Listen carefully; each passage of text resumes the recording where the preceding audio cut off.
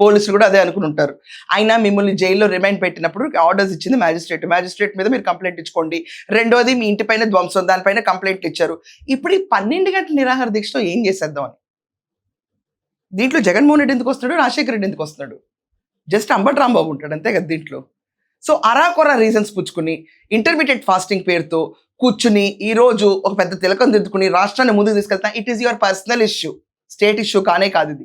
It is your personal issue. Don't show it as a national issue or state issue.